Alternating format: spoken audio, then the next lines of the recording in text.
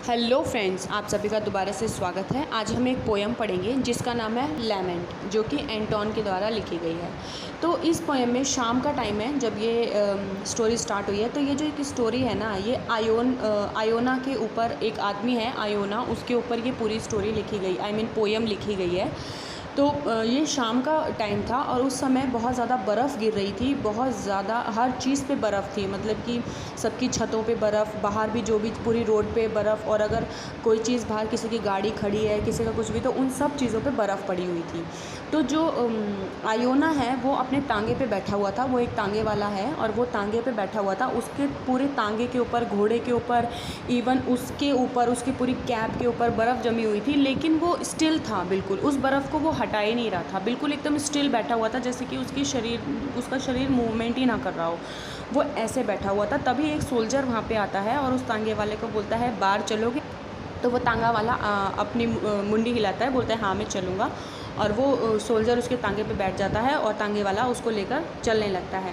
तो वो सोल्जर को बोलता है, मतलब बड़े हिचकिचाते हुए कई बार वो सोल्जर की तरफ देखता है, फिर बड़ी उससे हिम्मत करके वो सोल्जर को बोलता है कि आपको पता है कल मेरा लड़का मर गया। तो सोल्जर बोलता है अच्छा कैसे? तो बोलता है पता नहीं, डॉक्टर बोल रहे थे कि उसको बहुत ज़्यादा बुखार था, वो इसलिए मर गया। अच्छा चलो ठीक है, तुम जल्दी गाड़ी चलाओ। इतने में क्या होता है कि उसका तांगा शायद किसी गाड़ी से लड़ने वाला होता है। तो वो गाड़ी वाला निकल कर आवाज़ लगाता है कि क्या कर रहा है, मरना है क्या, क्या कर रहे हो, सही से चलाओ। तो वो सोल्जर उसको डांट के बोलता है कि अरे सही से तांगा चलाओ, मरना है क्या, मुझे भी मरवाओगे, आगे देखकर तांगा चलाओ, बात मत करो। तो वो आयोना फिर से आगे की तरफ मुँह करके और तांगा चलाने लगता है। फिर वो कई बार कोशिश करता है सोल्जर को कुछ बोलने की, लेकिन सोल्जर जो है ना वो मतलब कभी इधर देखता है, उधर देखता है, आयोना की तरफ देखता ही नहीं है। कभी कभी आँख भी बंद कर लेता है। मतलब वो ये बताना चाहता है कि मैं तुम्हारी बात में बिल्कुल भी इंटरेस्टेड नहीं हूँ और तुम मुझसे कोई भी बात मत करो। ये बात आयोना समझ जाता है और फिर वो कुछ भी नहीं बोलता। फिर बाहर आ जाता है और सोल्जर उतर जाता है। फिर उसके बाद वो दोबारा से ऐसे स्टिल हो जाता है अपने तांगे के ऊपर कि फिर कोई उसकी बॉडी कोई मूवमेंट नहीं करती। वो फिर से अकेला हो जाता है। तभी वहाँ सामने से 3 लड़के आ रहे होते हैं, जो 2 बड़े होते हैं, एक छोटा होता है। छोटे वाले की कुछ बीमारी होती है बॉडी में, तो वो मतलब फिज़िकली डिस्टर्ब होता है वो। फिर तीनों लोग उसको बोलते हैं कि मार्केट तक चलोगे क्या? तो वो बोलता है हाँ ठीक है। बट वो उसको पैसे उतने नहीं दे रहे होते हैं जितना कि उसको लगना होता है, पर वो फिर भी राज़ी हो जाता है, क्योंकि वो बोलता है कि मैं अकेला नहीं रहना चाहता। मैं अकेला रहता हूँ तो मैं बहुत सोचता हूँ, मैं अपने दिल की बात किसी को बताना चाहता हूँ। कोई बात नहीं, मैं इन तीनों को ही बता दूँगा। तो वो तांगे पे बैठते हैं, फिर वो चलाना स्टार्ट करता है।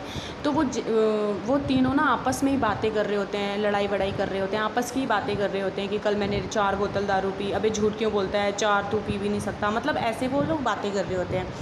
तो आयोना वेट कर रहा होता है कि कब इनकी बातें ख़त्म हो, कब मैं इनसे अपने दिल की बात करूं। तो जैसे ही वो थोड़ी देर के लिए शांत होते हैं तो आयोना बोलता है आपको पता है कल मेरा बेटा मर गया।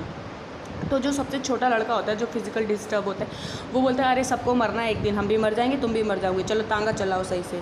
वो फिर से उसको ऐसे बोल देते हैं और वो फिर से उदास हो जाता है। पर वो दोबारा कोशिश करता है उनको बोलने के लिए कि मैं दोबारा से इनसे बोलूँ, अपने दिल का दुख किसी को बताऊँ, जिससे कि मेरा दुख थोड़ा सा हल्का हो जाए।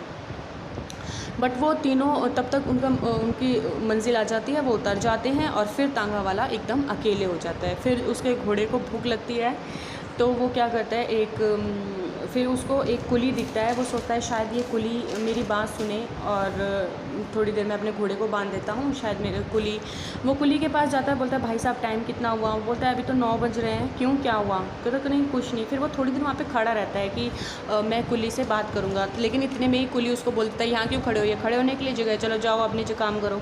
तो वो वहाँ से उसको भगा देता है। फिर वो बैठकर पूरी रोड देखता है, सब जगह देखता है, इस दुनिया में कितने सारे लोग हैं ना, और फिर भी मैं एकदम अकेला हूँ, मतलब मेरी बात कोई भी नहीं सुनना चाहता।